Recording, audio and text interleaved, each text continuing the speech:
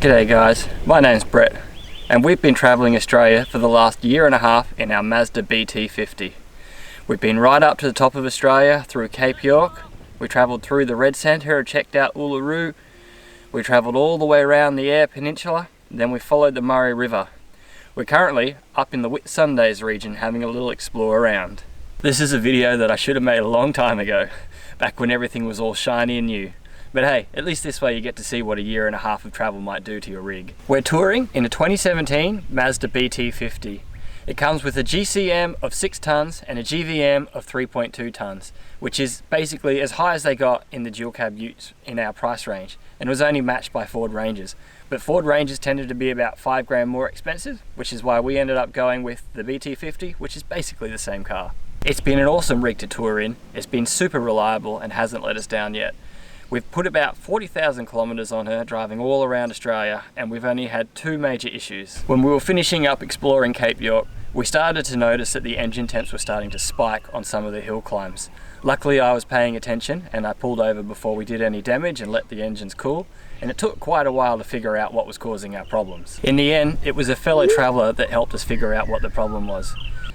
We met a guy camping who was a mechanic, and we had a bit of a chat and a yarn about what was going on with the car. We couldn't quite figure out what it was at the time, but about a week later he sent me some messages suggesting that I try the radiator clutch fan. I changed that out and that sorted out our problems, which was such a big relief because the overheating engine was a big stressor.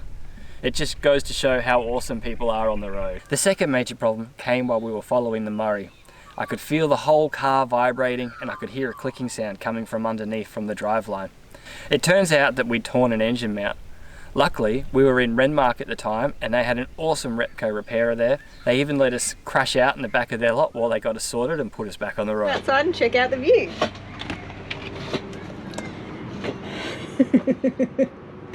We've had a few issues with our car, so we're currently parked at Renmark in the back lot of the repairer. Other than that, all we've had to do is replace all the oils in the car. From the brake fluids, the transmission oils, the diff oils, the coolant, and of course the engine oils.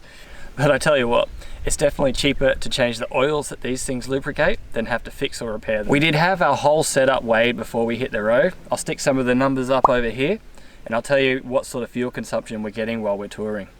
We're getting between 17 to 18 litres per 100 kilometres, which as far as touring rigs go, I think is pretty efficient. So in my honest opinion, considering the punishment we've put this rig through, I can't fault it. If you're considering a Mazda BT50, it's a really good car for touring. Okay, so let's go over a list of the modifications we've made to our rig. I haven't put on a ton of four-wheel drive accessories because of the weight issues. It came down to a choice between the boat and four-wheel drive accessories, and for me, the boat won out. That being said, it's still a really capable four-wheel drive, especially with the factory rear locker. There really isn't too much we can't do. It came with the factory bull bar and the spotlights. It is a nice comfort to have the bull bar, and because it was already on there, I've just left it on. It's funny, since we've hit the road, I think I can count the number of times I've driven at night on one hand, which is quite ironic because in the old 9-to-5 lifestyle, I had to drive at night all the time. But that being said, it is a nice comfort to have the spotlights. One of the few four-wheel drive accessories that we have put on the rig is a set of rated recovery points. They are the essential piece of four-wheel driving equipment and they've already paid for themselves, getting us out of some sticky situations. Moving around the car now, you can see that we've installed a snorkel. I think this one's a pretty essential piece of equipment as we're reasonably adventurous explorers and I don't want to miss out on some epic camps because I can't do a river crossing. But the other advantage of a snorkel is it also allows us to install a pre-filter, which helps protect the engine on some of those dirt roads that we travel on.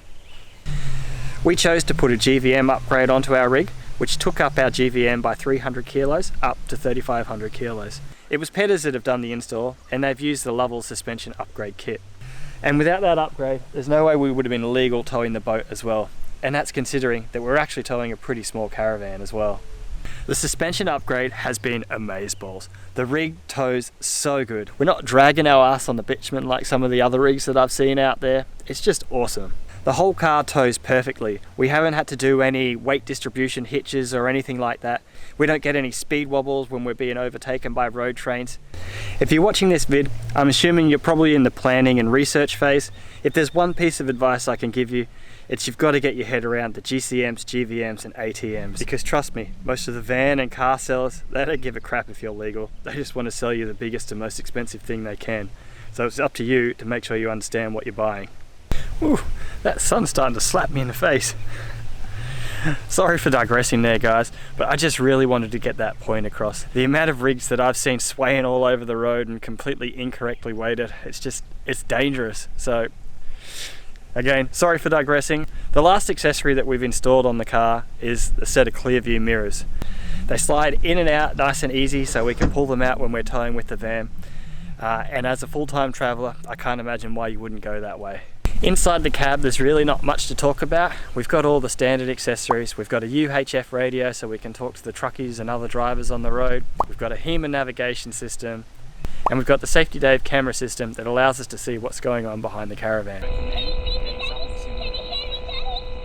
Alright, well that's all the mods we've made to the car. Come around and we'll have a look at the canopy, my favourite part. Alright, we're here at the canopy. We've got a little bit of a love-hate relationship with this canopy. I love what it allows us to do, but I'm also a bit disappointed that we've got a bit of a cheaper canopy. When I picked up this car, it came with the aluminium canopy, which is actually why I jumped on the car in the first place. But unfortunately, it's not the highest quality canopy, and it's been falling apart ever since. I'll show you what I mean. So all around the outside of the canopy here is all ground back, because when I picked up the canopy, I had it all ground out and re-welded, but as you can see, it's all started cracking again. So that means that was all a waste of time. The other thing I did when I picked up the canopy is I put in some flanges. It seems to be doing all right down the bottom, but as you can see up the top here, the flange is literally ripped out of the frame. And when that happened, the whole canopy started swaying backwards and forwards, and it was a bit scary. So what I've done is I've now braced it with a whole load of plate, and that seems to have sorted it out for now. But we've braced it up for the second time when we hit the Gold Coast, and it seems to be holding up really well now. You can see I can really give it a good nudge, and it's not swaying backwards and forwards like it was the last time. So fingers crossed it's going to last us another couple of years on the road, because unfortunately we can't afford to replace it with a nice canopy. Aside from that, I'm really happy with the canopy and how functional it is for us. You can see on the outside here I've installed a set of max tracks. They've already paid for themselves. You definitely need to travel with a set of max tracks. To mount those, I picked up a few pegs from TJM, and I've got them braced at the back with a bit of alley sheet. Also on the outside, and this actually came with the car, we've got a stainless water tank. I think it holds around 65 litres, and that in combination with our water bladder that we can run out in the footwell in the back, we can transfer about 160 litres into the Caravan, which is a really nice feature to have. So this driver's side of the canopy is mostly a utility and storage side area. I'll open it up and show you what we've got inside.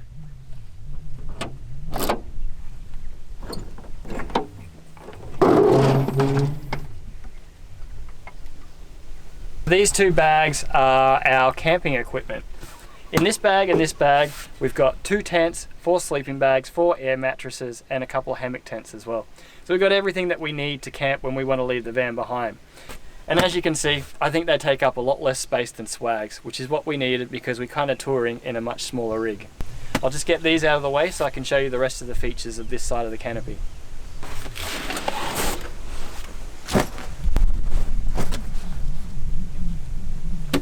This here is a 33 litre brass monkey fridge. It's not running at the moment.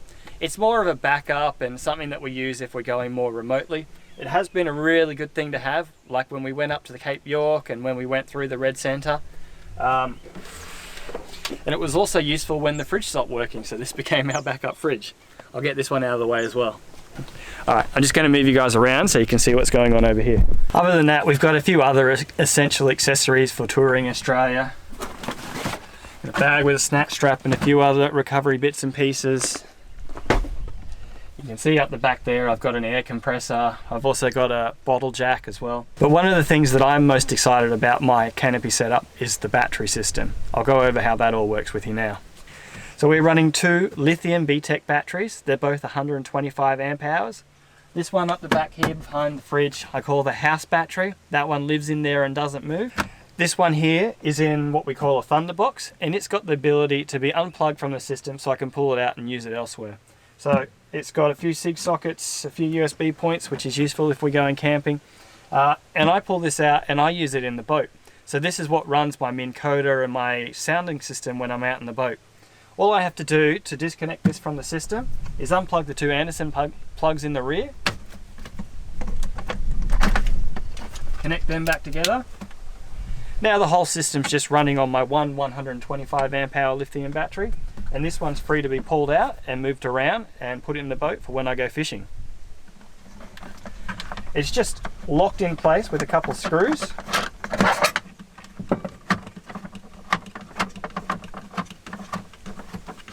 That way it doesn't bounce around when we're full driving and on rough tracks. And there you go, I can pull this guy out and now I'm free to put that in the boat and go fishing.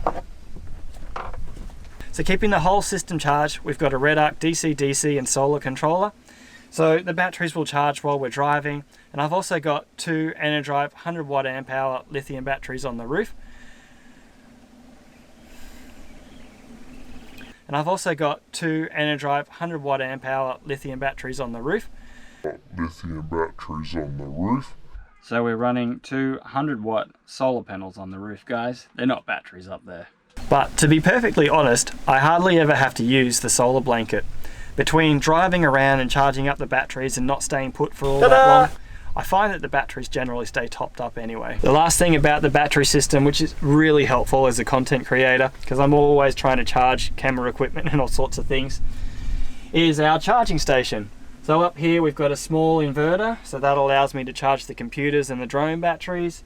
And over here, I've got a bunch of SIG sockets and USB sockets. It's just a really, really nice thing to have. I love having that over here. Full disclosure, I forgot to say this earlier, so I've had to reposition the camera. But one of the cool things about these lithium BTEC batteries is they come with an app which allows us to check the state of charge, the amps going in, the amps going out.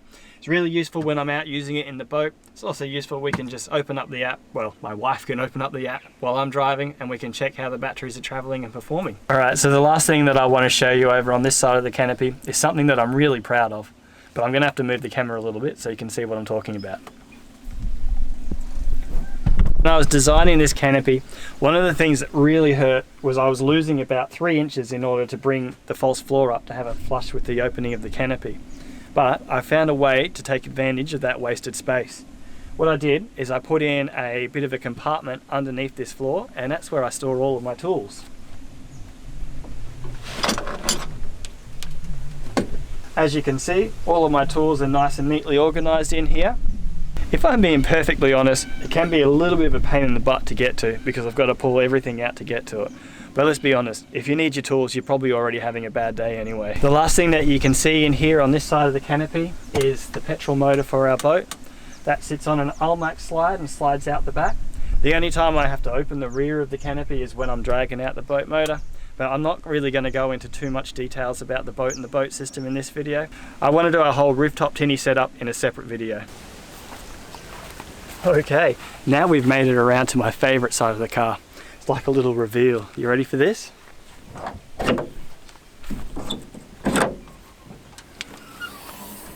This is our kitchen side of the car. We put this on the passenger side, so if we pull off the road because we want to get a drink or cook a few sausages on the barbecue, we're doing that on the other side of traffic. We'll be doing it on the protected side and not out over on the traffic side. I'll start down this end and I'll work my way along and show you all the things that we've got. We have a set of drawers in here. Up on top of the drawers acts as a bit of a storage area. This is where I keep the barbecue. I've got a ratchet strap that I keep in here, so if we're doing any rough tracks I can ratchet this down so it's not bouncing around everywhere. And also because we do cook out of here, I decided to install a fire extinguisher. Luckily I haven't needed it yet. I keep the gas for the barbecue down in a separate box that I had built, which is ventilated. That was just a safety precaution.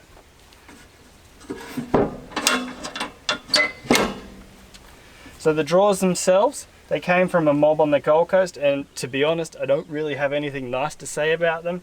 The drawers are pretty average, they came damaged, so I'm certainly not going to give them a shout out. But luckily it is a pretty simple thing, so I've been able to make it work for me anyway. So the drawers come with a really awesome shelf that is the perfect height for me when I'm doing cooking and food prep. So I can pull that out. From there I can pull the barbecue out. Plug the barbecue in, and I've still got enough space in front of it to do a bit of food prep.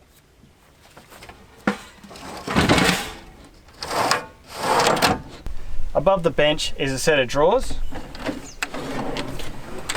Inside here we keep everything that we need for going camping and away from the van. So we've got all our cutlery, cups, plates and cooking utensils, as well as a few other essentials for camping. It's just a really nice thing to have.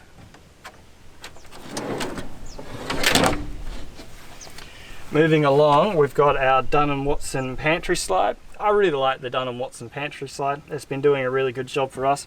It's got a bit of storage area under here, and it just slides out. Tell it just sounds nicer, doesn't it? So in here we keep a bunch of pantry items. We've actually had a few mouse infestations in the Canopy, so we've started keeping everything in sealed bags, and hopefully that's going to keep the mouse from destroying all of our pantry items. Yeah, twice. 2 mouse infestations in 18 months on the road.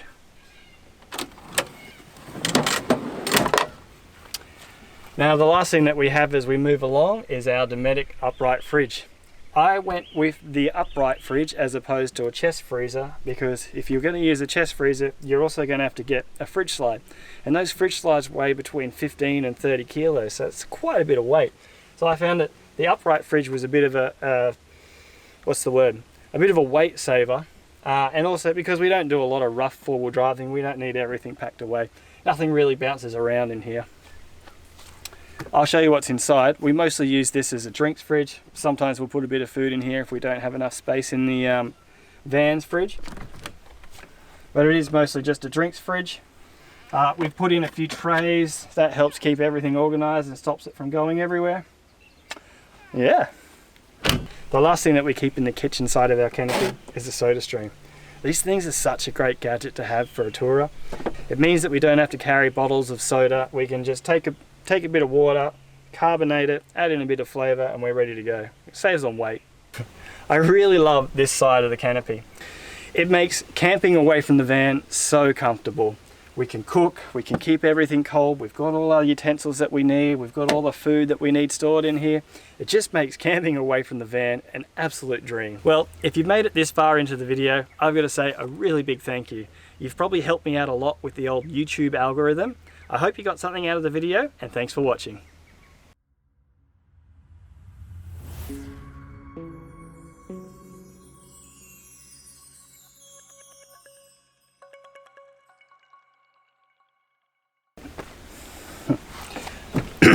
I really love this side of the Canopy.